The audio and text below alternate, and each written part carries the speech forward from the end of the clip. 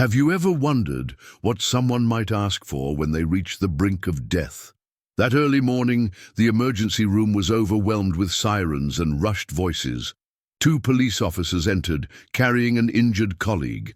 The smell of gunpowder still lingered on his blood-stained uniform, and each second seemed to slip away along with the blood flowing from the gurney. The nurses exchanged glances in silence. Another life at risk, another shift where time was the enemy. The tension was almost palpable, and everyone waited for the first words of the man who was struggling to breathe. He was conscious, his eyes fixed on those approaching to stop the bleeding. And it was at that moment that no one expected to hear what he said. It wasn't a cry for help, nor a plea for his own life. What came out of his lips paralyzed the team and left an uncertainty that would only grow from that point forward. Before we continue, take a moment to subscribe to the channel and not miss stories that reveal the unexpected behind the walls of a hospital. His name was Marcos, 42 years old, a police officer for nearly 2 decades. In the neighborhood where he worked, he was known for being tough, but also for never turning his back when someone asked for help. Married, a father of 2 small children, he seemed to carry on his shoulders the weight of protecting not only his own family, but also every resident in the area where he served.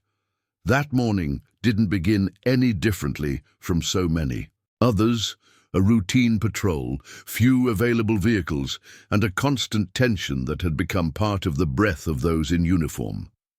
The gunshot that brought him to the hospital happened too quickly to be avoided.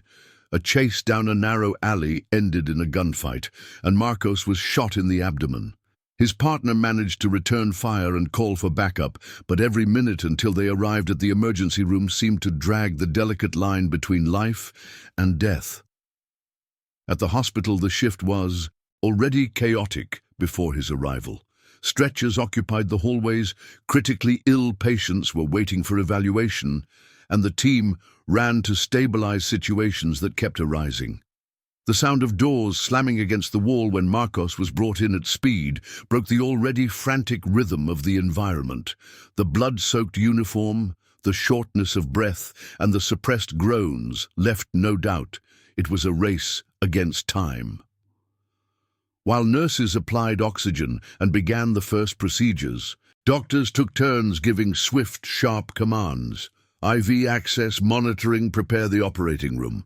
The protocol followed as it had in so many other cases, but something caught everyone's attention from the first contact. Marcos was not panicking. Even wounded, his eyes remained fixed, determined, as if he had something more important to say than his own physical condition.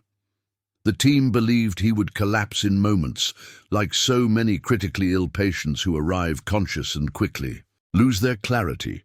But no, he insisted on maintaining control of the situation, breathing with difficulty, but without letting go of the words that were trapped inside. It was only when a nurse approached to check his blood pressure that he grabbed her arm with surprising strength for someone bleeding so much. Then, staring directly at the professional's face, he opened his mouth and uttered the words that would completely change the course of that early morning. The request was not a cry for more painkillers, not a plea to call his family, and certainly not an attempt to identify the shooter. It was something out of context, so unexpected that for a moment, no one reacted. The professionals exchanged glances, unsure if they had heard correctly. The fellow officer who had accompanied him, exhausted and still marked by the shock of the confrontation, was the first to confirm, yes, he really said that.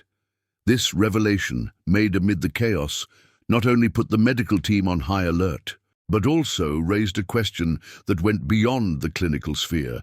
From then on, saving Marcos would not just be a matter of stabilizing vital signs and preparing for surgery. There was something more, something that would require the team to make a difficult decision, perhaps even an involvement that transcended professional duty. And as each second became even more precious, everyone understood that this early morning would not be remembered as just another emergency response. Marcos's words, echoed like an electric shock in the already tense air. "If the man who shot me comes here, take care of him." For a few seconds, time seemed to freeze. The request was so unlikely that the sounds of the emergency room, hurried footsteps, beeping monitors, commanding voices, seemed to have been silenced to make room for the weight of those words. The nurse who was holding his arm hesitated before pulling her hand away, as if she hadn't heard right. One of the doctors approached the gurney, believing the patient was delirious due to blood loss, but Marcos repeated, this time with a firmer, though weak voice, "Promise me you'll save him too." The fellow officer, who until then had tried to contain his own anguish, exploded in protest. "Are you crazy, Marcos? This guy tried to kill you."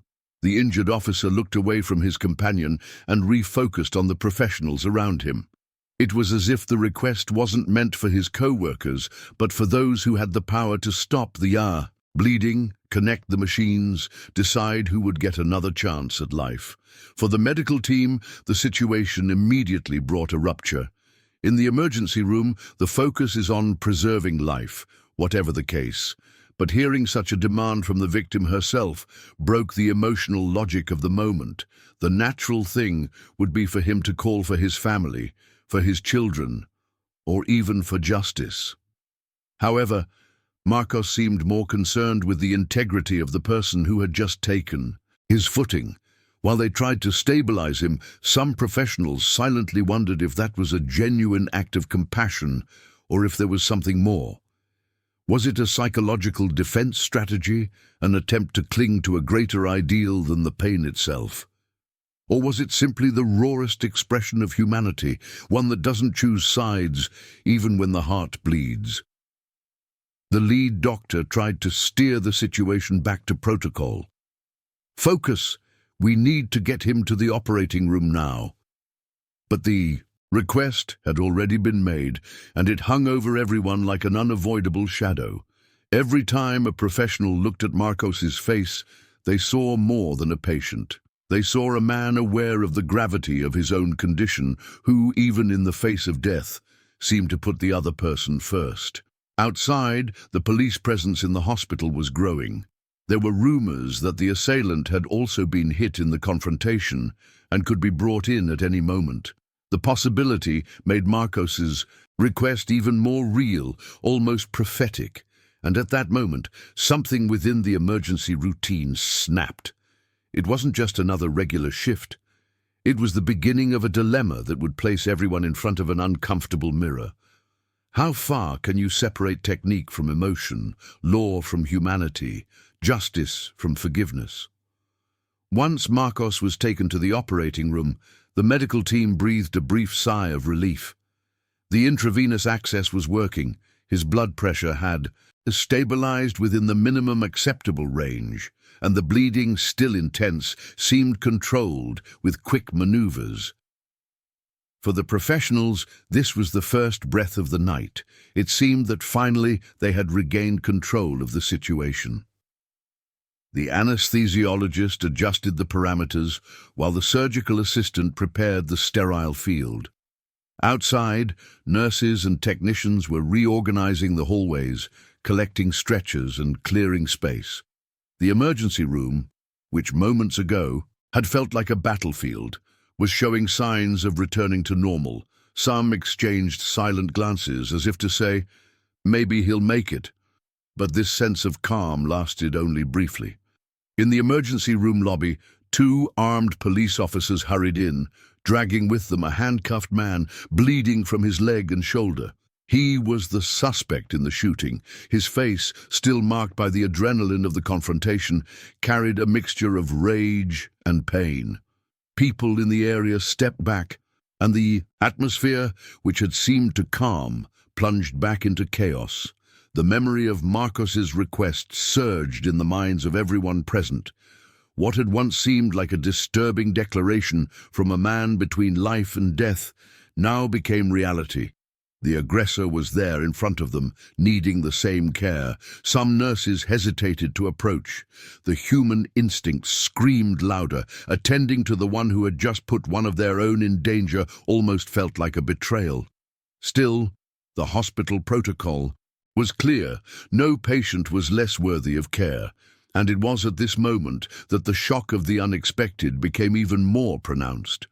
The wounded officer was no longer physically present in that space, but his voice echoed as a constant reminder, "Take care of him too." The lead doctor in the emergency room took a deep breath before giving the order. "Prepare another room. He needs surgery too." This decision divided looks, but no one dared openly contest it. The hospital routine imposes discipline, and every professional knows that ultimately life must be preserved above personal judgment. Outside the operating room where Marcos was being treated, his fellow officer paced back and forth, outraged. He muttered inaudible phrases, trying to comprehend how anyone could ask for mercy for the one who had hurt them. To him, it sounded like weakness. But as he watched the team rushing to save the aggressor as well, he began to realize that the hospital followed a different logic. That space, uniforms, and criminal records had no weight. There were only fragile bodies, unstable pulses, and the urgency of life. For a few moments, everything seemed under control. 2 patients in different rooms, 2 teams working with precision, 2 lives hanging by a thread. To an outsider, order had been restored. However, behind the apparent calm, an invisible doubt began to grow. How long could this fragile balance be sustained? And this false sense of stability would soon be shattered by the next complication. Hardly had the first procedures on the suspect begun when the situation worsened even further. The room designated for the aggressor wasn't fully equipped, and the bleeding was more intense than anticipated. Time, which had seemed manageable before, began slipping away relentlessly. Every lost minute could cost a life, and the team, already overwhelmed with attending to Marcos, had to reorganize quickly. Meanwhile, on the other side of the hall, Marcos's surgery was progressing slowly. The lead surgeon felt the weight of the officer's request like a ghost hovering over the team. The technical priority of saving both patients clashed with the emotional burden of dealing with someone who, just moments ago, had attempted to take a life within the same force. Marcos's fellow officer, who had stayed by his side since arrival, began to show signs of exhaustion and restlessness. He paced back and forth, observing the procedures, reliving the attack, and questioning whether the decision to treat the assailant was truly just. Each beat of both patients' hearts seemed amplified in the silent hallway. The suspect's bleeding unexpectedly worsened, and an internal hemorrhage required immediate measures. A backup team had to be called in while another nurse scrambled to organize supplies. What had once seemed like a simple extension of regular work turned into a true test of the team's skill and endurance.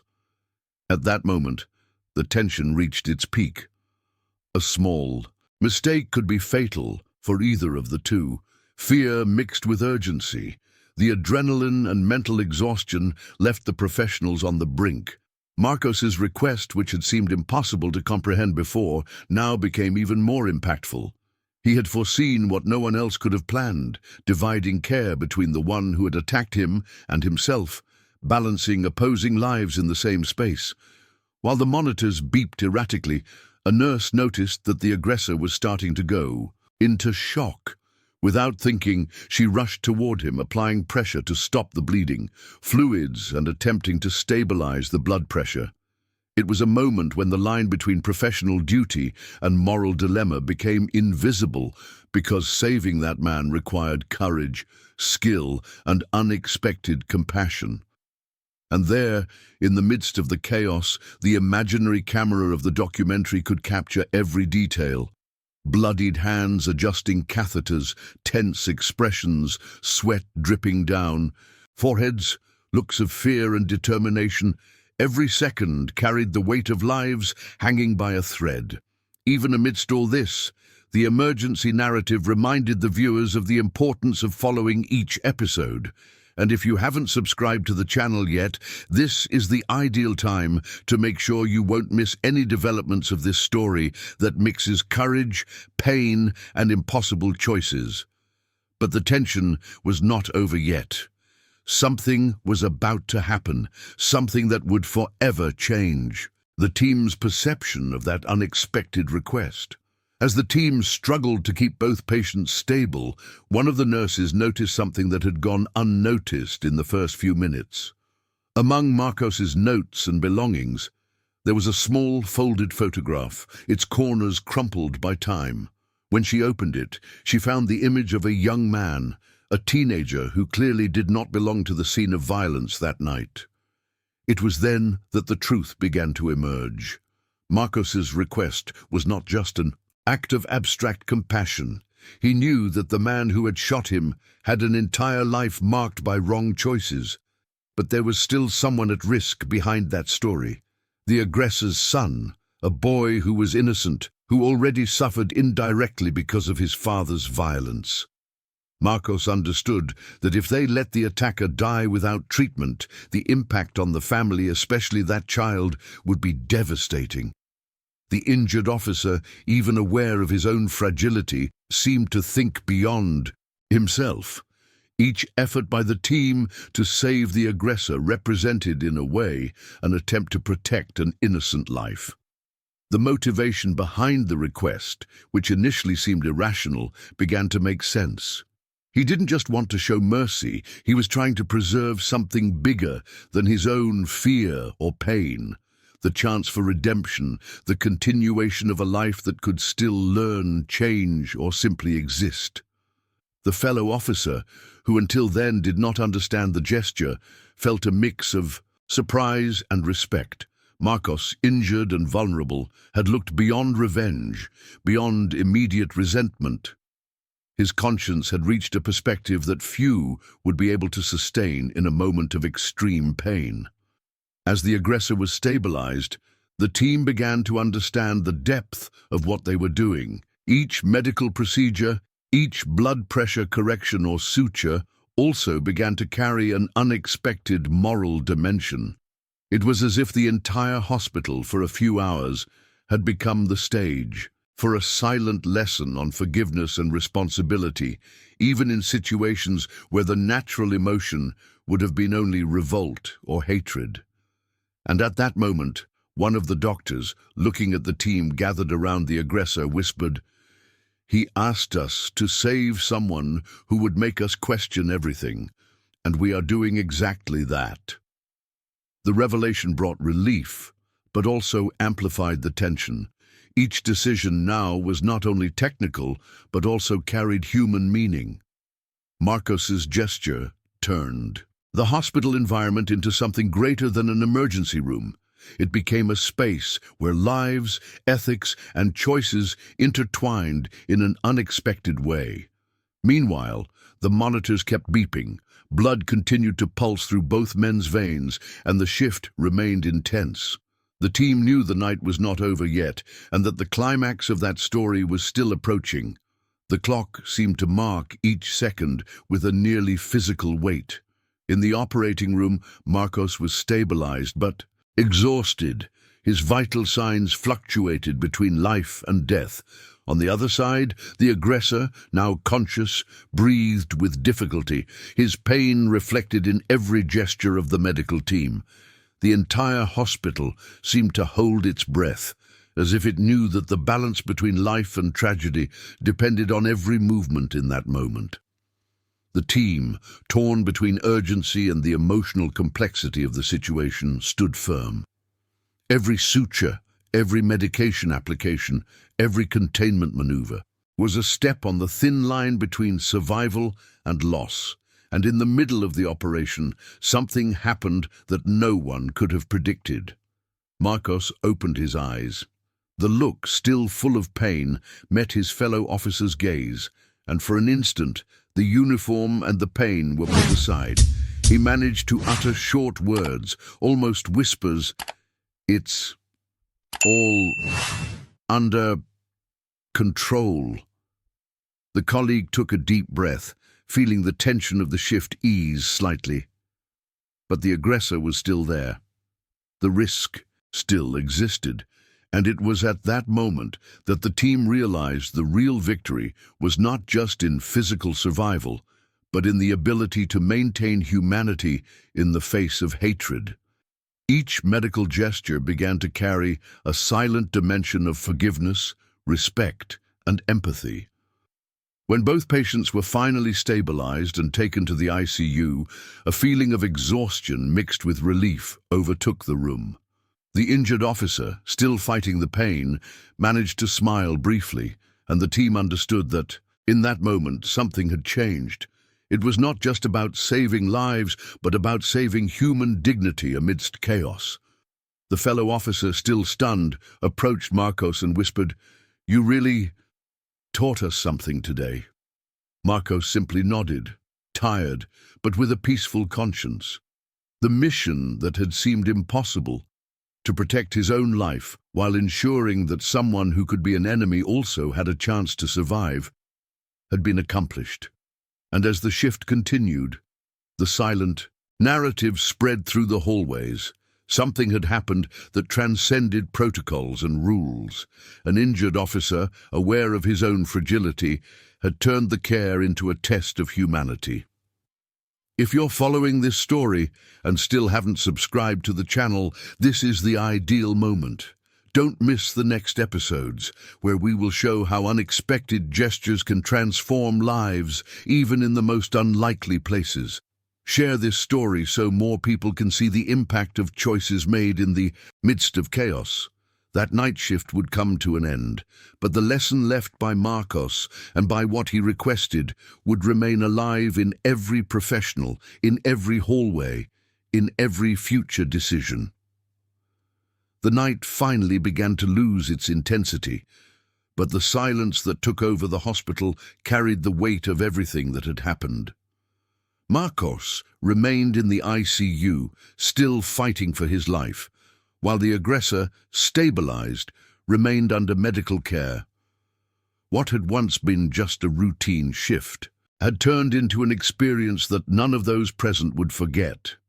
The unexpected request from the officer revealed something that transcends protocols, uniforms, and rivalries: the ability to see humanity, even in those who hurt us. It was not just about following a rule or applying justice coldly. It was about recognizing that, even in pain and violence, there is still the opportunity to preserve life, and with it, the dignity of every human being. The on-call professionals, exhausted and emotional, realized that this moment was not just a medical challenge, but a test of empathy. Every decision made amidst the chaos was not just about saving bodies, but about choosing to look beyond hatred, anger, and fear. There, in that hospital, medicine merged with morality, and technical care became an act of emotional courage. The episode left an indelible mark on everyone involved. For those who watched the story, there remains the question that Marcos, in a way, left hanging. How far are we able to exercise compassion when our own survival is at stake? How far are we willing to save not just a life, but the humanity of another, even when they might have destroyed us? If this narrative touched you, if you were surprised by the strength of choices made in extreme moments, subscribe to the channel so you don't miss the upcoming emotional stories that show life inside hospitals, things that often don't make the headlines. Share this story so that more people reflect on courage, compassion, and the decisions that transform lives. In the end, what remains is not just the medical procedures or the emergency tension, but the reminder that life is fragile and precious, and that even in the most unlikely places, we can find gestures of humanity that change the fate of everyone around. And you, in an extreme situation, would you have the courage to put the life of someone who hurt you above your own pain?